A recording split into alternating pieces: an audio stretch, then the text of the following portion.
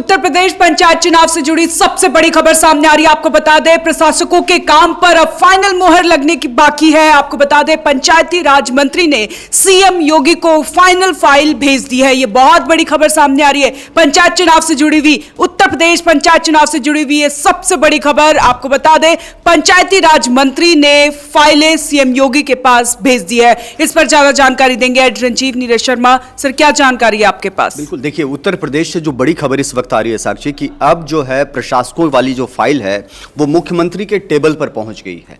यानी अब कुछ ही घंटों की बात है जब मुख्यमंत्री योगी आदित्यनाथ प्रशासकों की फाइल पर फाइनल मुहर लगाने जा रहे हैं। अब सवाल है कि वो मुहर में क्या लगाते हैं।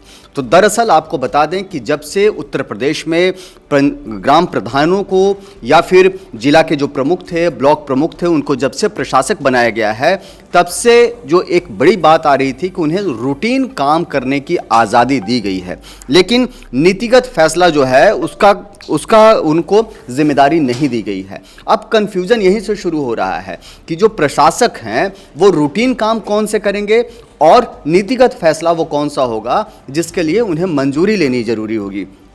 समझने की ज़रूरत है कि सरकार ने यह बात तो कह दिया कि रूटीन काम आप करते रहिए, विकास के कामों को गति दीजिए, लेकिन सवाल है कि ये रूटीन काम कौन से होंगे। तो इसी बात को लेकर के पंचायती राज विभाग की तरफ से एक फाइल मुख्यमंत्री के टेबल तक पहुंचाई गई है। इस फाइल में उन तमाम चीज़ों का जिक्र है कि रूटीन काम किस तरह के होंगे और नीतिगत फैसले किस तरह के होंगे। नीतिगत फैसला कोई भी प्रशासक नहीं ले पाएगा अनटिल एंड अनलेस कि वहाँ के जिलाधिकारी की उस पर सहमति होनी ज़रूरी है।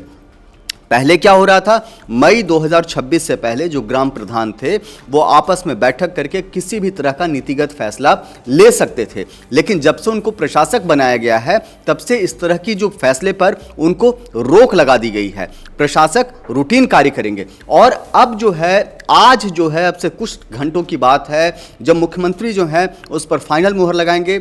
जो पंचायती राज विभाग की तरफ से, मंत्रालय की तरफ से जो फाइल मुख्यमंत्री के पास पहुंचाई गई है उसका वो अवलोकन करेंगे, देखेंगे, और उसके बाद उसमें अगर ज़रूरत होगी तो छोटी मोटी सुधार करके उस पर फाइनल मुहर लगाएंगे। और इसका सबसे बड़ा फ़ायदा क्या होगा, तो जो प्रशासक हैं, जो अब तक उलझन में बैठे हैं, जिनको समझ नहीं आ रहा है कि वो कौन सा काम कर सकते हैं और कौन सा काम नहीं कर सकते हैं, कैसे फ़ंड रिलीज़ होगा और कैसे फ़ंड रिलीज़ नहीं होगा, किस तरह के कामों के लिए फ़ंड को रिलीज़ करना होगा, किस तरह के कामों में पैसा लगाया जा सकता है, इस तरह के जो फैसले हैं, और किस तरह का, सबसे इंपॉर्टेंट, और किस तरह के काम के लिए जिलाधिकारी की अनुमति ज़रूरी होगी, आज उस पर ये जो पर्दा है वो हट जाएगा, वो क्लैरिटी आ जाएगी। जब स्पष्ट आदेश आ जाएगा तो वो आगे के जो विकास के जो काम हैं उसको गति भी मिलेगा और विकास के जो काम हैं वो कर सकेंगे। जिस तरह से हम देख रहे हैं कि उत्तर प्रदेश में पंचायत चुनाव को लेकर हलचल तेज हो गई है, क्या आपको लगता है, हाईकोर्ट ने भी कहा है कि नवंबर तक पंचायत चुनाव होने चाहिए, क्या आपको लगता है जो हलचल तेज हुई है नवंबर तक चुनाव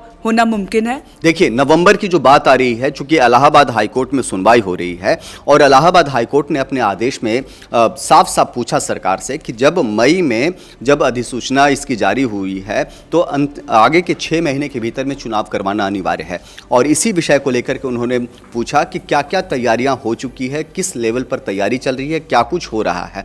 और यही कारण है कि माना जा रहा है कि नवंबर में जो है पंचायत चुनाव हो सकते हैं। लेकिन सरकार ने अपनी ओर से एक दलील दी है और इस दलील में कहा गया है कि उत्तर प्रदेश पिछड़ा वर्ग आयोग जो है वो आरक्षण की नई सीमा तय कर रहा है। वो देख रहा है कि किन जगहों पर आरक्षित सीटें होंगी, किन जगहों पर आरक्षित सीटें नहीं होंगी, ओबीसी की कितनी संख्या है, शेड्यूल कास्ट की कितनी संख्या है, शेड्यूल ट्राइब्स की कितनी संख्या है।